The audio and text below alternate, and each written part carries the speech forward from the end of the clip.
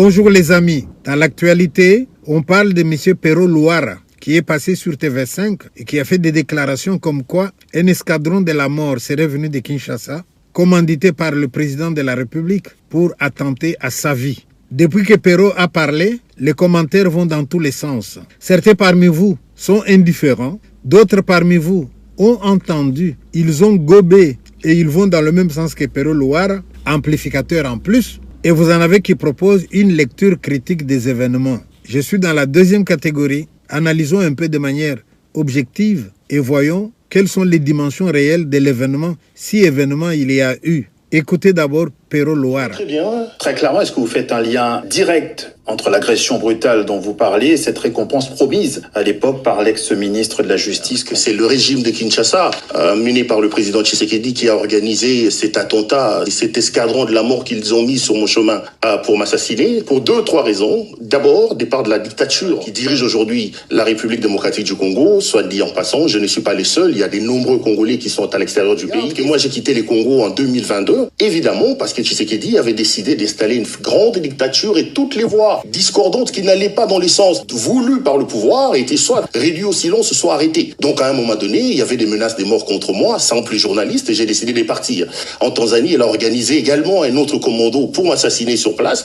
C'est un dictateur qui a décidé aujourd'hui non seulement de brimer son peuple à l'intérieur de son pays, mais d'avoir aussi des bras à l'extérieur pour aller tenter de réduire toutes les voix discordantes à l'extérieur. Aujourd'hui, on vit la Corée, là, c'est vraiment la Corée du Nord, ça c'est la même chose. Claude Pero Luara, ce sont évidemment vos propos, on vous en laisse effectivement la responsabilité. Il est 19h exactement, j'arrive devant chez moi, j'égare la voiture, je suis descendu de la voiture, je récupère les colis qui étaient dans la banquette arrière, je reçois un grand au niveau du visage, je tombe, le temps de revenir sur moi, il y a 7 ou 8 personnes qui s'acharnent sur moi avec des armes blanches, etc. Et je regarde à l'intérieur, je vois quelqu'un qui a un couteau, fort heureusement pour moi, je suis un peu pratiquant de arts martiaux, j'ai réussi à me mettre debout et à fuir, et il y a aussi les voisins qui sont sortis pour me sortir de cette situation. Donc, si vous avez bien suivi Pero Luara, il y a déjà certaines choses qu'on va ramener à leur propre dimension. On nous a dit qu'il avait été agressé par 8 personnes. Et dans son témoignage, ce n'est plus 8, c'est 7 ou 8. Nous pouvons déjà noter cela. Dans ce que les amplificateurs sont en train de propager, M. Pero Luara, sportif de son état, a réussi à neutraliser 2 de ses agresseurs. Ça ne correspond pas au témoignage de Pero qui dit, lui, qu'il est tombé. Et en tant que sportif, il s'est redressé, il a pris la fuite et les voisins l'ont secouru. On ne peut pas maîtriser 2 agresseurs et en même temps prendre la fuite. Il y a quelque chose qui cloche. Toujours dans ce même témoignage, plus loin, Pero va dire « celui qu'on a arrêté parlera ». 2 qu'on aurait arrêtés que lui aurait maîtrisé. Voilà déjà quelques éléments qui nous permettent d'être un peu critiques dans le sens de l'objectivité pour pouvoir ramener les faits à leur réelle dimension. La deuxième question que nous nous posons, au cas où l'agression a eu lieu, quel en était le mobile? Le mobile, Pero Luara le dit lui-même, le Congo est devenu un pays avec une dictature comparable à celle de la Corée du Nord, comprenez bien. Et lui, n'étant pas d'accord avec tout ça, il est allé en exil. Et Tshisekedi a envoyé des commandos. Et il cite même leur nom, des généraux, pour les traquer dans toute l'Afrique australe. Et ces gens ne l'ont pas eu, et voilà, lui est finalement arrivé en Belgique. On peut se poser des questions sur la valeur de ces témoignages. En Belgique, Pero Luara n'est pas le premier qui est agressé. Et tous ces gens-là qui ont été agressés, eh bien, les agresseurs ne sont pas venus de Kinshasa, commandités par le président de la République. Moi, je vous demande de nous poser ensemble un certain nombre de questions. Dans cette vidéo, Pero Luara dit qu'il n'est pas le seul et il cite un certain nombre de gens. Il cite l'ancien président de la République, M. Joseph Kabila. Et là, la question que nous on se pose, ce président Kabila, que M. Pero Luara donne l'impression de vouloir mettre dans son équipe, est-ce que c'est le même que Pero Luara n'avait cessé d'insulter? Je vous demande de suivre cette vidéo. Il est arrivé en 97 avec des bottes en caoutchouc et des matelas sur la tête. Il en sort aujourd'hui milliardaire. Kabila, si on était dans un pays sérieux, Kabila devait nous rendre des comptes. Est-ce que vous vous rendez compte des mal que cet homme nous a fait? Où se trouve aujourd'hui le zoo botanique? Kabila a détruit ces choses-là pour créer Kingakati. $30 par enfant. Il faut y aller chaque dimanche. Comment vous pouvez expliquer qu'un individu venu dans les conditions que l'on sait, on l'a vu venir, puisse détenir aujourd'hui un domaine comme Kingakati? C'est-à-dire, vous arrivez à l'entrée, Pour arriver à la maison de Kabila, vous avez plus d'une heure de route. Les meilleures routes du pays sont construites à Kingakati. Mais sont sérieux? Kabila dispose de plus de 120 concessions minières à travers la République. Lisez le rapport Bloomberg, lisez le rapport Reuters. Les enfants de Kabila à l'âge de 14 ans disposaient déjà des concessions minières. Kabila dispose de plus de 70 entreprises qui coûtent des milliards de dollars américains. Cet homme est plus riche que le pays. Qui a oublié l'affaire Panama Papers avec sa sœur Jeannette Kabila? Zoé était qui avant? C'est de ces Kabila-là que Pero Luara parle aujourd'hui sur TV5. Moi, ça me pose question.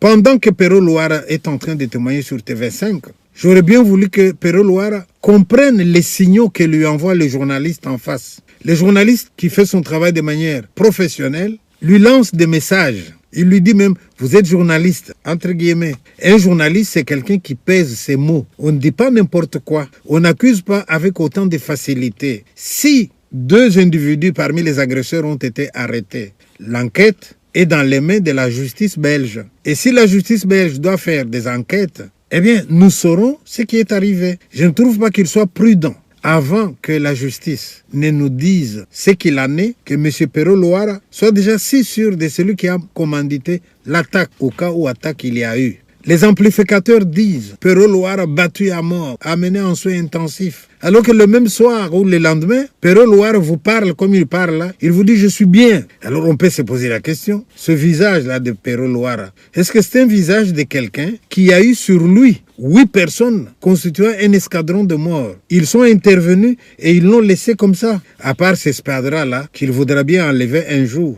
on peut se poser des questions. Dans les commentaires que j'ai entendus, j'ai vu une femme qui disait à Pero Luara, ce qui vous arrive là, est-ce que vous ne l'avez pas un peu cherché? Sur ce point-là, je dis, à partir du moment où on est en Belgique, nul n'a le droit de se rendre justice lui-même. Si quelqu'un avait des comptes à régler avec Pero, il n'avait qu'à saisir la justice. Mais se rendre justice soi-même, c'est quelque chose que moi je n'ai pas approuvé, que je n'approuverai jamais. Sur ce point-là, d'accord. Mais en attendant, Monsieur Pero, lorsque vous arrivez dans un pays, et que vous demandez asile, mais on vous demande quand même un peu d'être réservé. Or, dans votre vocabulaire, dans les mots que vous utilisez, dans les insultes que vous faites, vous vous moquez des gens tout le temps. Est-ce que c'est vraiment l'attitude d'un journaliste, ça? Laissez-moi vous montrer une autre vidéo.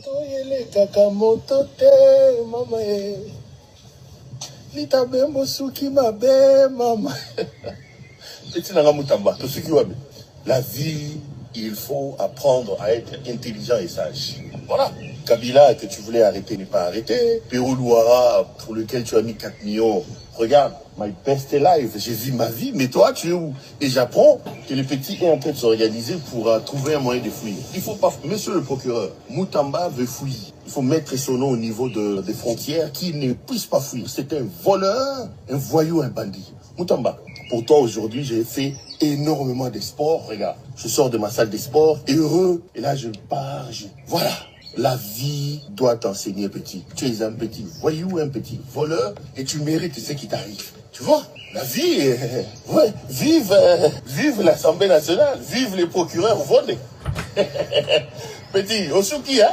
Voilà, ça c'est Pero Luara. Monsieur Pero Luara, pense un peu aux journalistes en face de qui vous vous êtes retrouvés sur TV5. Vous pensez que ces journalistes-là, ils peuvent faire ce que vous venez de faire là? Comme un enfant qui se réjouit, maintenant je suis bien, maintenant toi tu es où, etc. Est-ce que ça c'est vraiment du journalisme? Et je ne suis pas le seul. Beaucoup de gens se posent des questions sur votre attitude, monsieur. Monsieur Pero Luara, moi je pense qu'à partir du moment où vous vous dites journaliste, le journaliste, il a une déontologie à respecter. Vous dites que vous êtes traqué. Vous dites que vous avez été agressé. Vous dites que l'enquête est dans les mains de la justice. Mais vous devez vous calmer. Or, dans cette autre vidéo, que vous faites après que vous ayez été agressé, entre guillemets, mais vous êtes encore là à insulter le chef de l'État, que vous appelez Helmut Ngeleka Bulumbu. Je m'appelle Claude Pero Luara, que la lutte va continuer. Ngeleka Bulumbu est un idiot, un malade.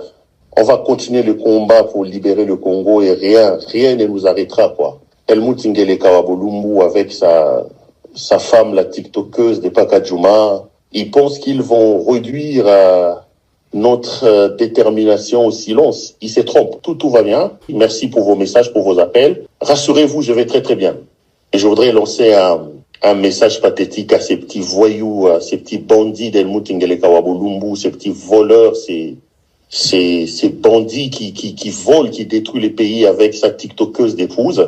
Helmutes Nyakiro Angeleka, la tiktokeuse. Mais si jamais les journalistes là, vous avez demandé de traduire ça, comment vous auriez traduit? Pourquoi vous appelez le président Ngeleka? Parce qu'on a eu au Congo un griot du nom d'Ngeleka. Mais Ngeleka a écrit avec des lettres de noblesse son nom dans la culture congolaise. Vous pensez que sa femme et ses enfants seraient d'accord que le nom de leur père, vous puissiez l'utiliser dans le sens où vous l'utilisez? Helmut, vous faites allusion à quoi? À la stature. Qu'est-ce qu'il y a de mal à être corpulent? Et vous ajoutez boulumbo et nudité. Mais vous faites allusion à quoi? Vous pensez, monsieur Perrault, que si jamais on trouve les gens qui vous ont agressé, entre guillemets toujours, et que vous êtes dans un procès, dans ces procès-là, on aligne vos vidéos, vous pensez que vous allez vous en sortir? Félix, il est président de la République. Que vous vouliez dire des choses contre lui, libre à vous. Mais pourquoi vous en prendre à son épouse? Pourquoi vous en prendre à sa maman? Mais là, monsieur, reconnaissez quand même que vous êtes un journaliste différent des autres. Les journalistes qui étaient en face de vous sur la télévision TV5, je ne le vois pas, lui, aller insulter la mère d'un président, aller se mêler de la vie privée des gens, aller insulter madame la présidente. C'est pas qu'est-ce que vous y gagnez. On aurait pu dire que vous avez des antécédents avec la famille. Mais au cas où vous auriez des antécédents, est-ce qu'il faut mettre des choses sur la place publique? Monsieur Perrault, souvenez-vous que je vous avais déjà fait une vidéo, moi, où je m'adressais à vous. Reprenez cette vidéo-là. Je vous disais, lorsqu'il y a une voix qui porte comme la tienne et qu'on est dans une chorale, eh bien, on fait attention. Mais si vous n'avez pas maîtrisé le chant, de grâce, baissez le ton. Permettez-moi maintenant de vous donner quelques conseils, M. Perrault Louara. Déjà, bienvenue en Belgique. J'espère que ce que vous avez cherché à travers cette médiatisation, vous allez l'obtenir. Mais une fois que vous l'aurez obtenu, vous allez devoir vivre avec les gens qui sont en Belgique. Et chez nous, on dit, lorsque tu vas à l'étranger, ne danse pas les premiers. Regarde ceux qui sont là-bas, comment ils dansent, et danse comme eux. Si vous voulez danser comme ceux qui sont ici, et qui à longueur de journée sont capables d'insulter le président, d'insulter les ministres, d'insulter leurs femmes, d'insulter leurs enfants, libre à vous. Mais vous allez vous étonner des conséquences. Mais vous pouvez aussi porter les chapeaux du vrai journaliste. Le vrai journaliste, il a une déontologie. Le vrai journaliste, il respecte les gens. Même s'il veut dénoncer quelque chose, il va le dire avec respect. Mais ne soyez pas juge et parti. Vous avez mis votre affaire en justice. La justice va continuer son travail. Mais méfiez-vous, la justice peut être un couteau à double tranchant. Moi, je sais que le minimum que vous allez avoir après cette affaire en justice, ça sera de vous dire, calmez-vous un peu, hein. Arrêtez de faire ce que vous faites là. Ça, c'est pas du journalisme. Voilà, je vous remercie, monsieur Perrault Louara.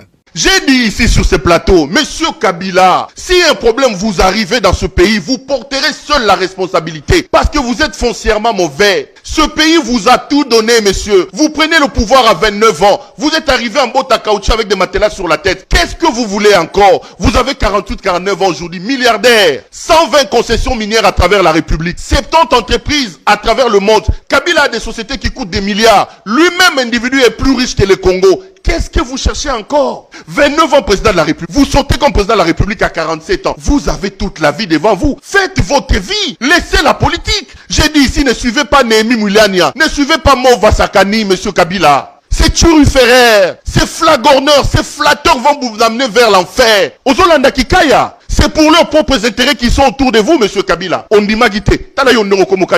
Je lui ai dit ici et je le répète, monsieur Kabila, les Congolais sont hospitaliers. Le Congolais, c'est pas un peuple méchant. Si vous décidez de rendre à ce peuple sa liberté, en vous gardant dans votre peau de sénateur à vie. Pour moi, un sénateur à vie, c'est pas quelqu'un qui descend dans l'arène pour donner des coups. Un sénateur à vie prend de la hauteur. Il devient un sage. Il regarde la politique un peu de loin. Gardez vos biens. Occupez-vous de vos enfants. Ils n'ont pas eu le temps de profiter de leur papa. Vous avez pris le pouvoir jeune à 29 ans. Non, il veut rester dans l'arène politique. Il veut être à la fois sénateur à vie, président à vie, autorité morale à vie. À peine mourrait-on pour injuste.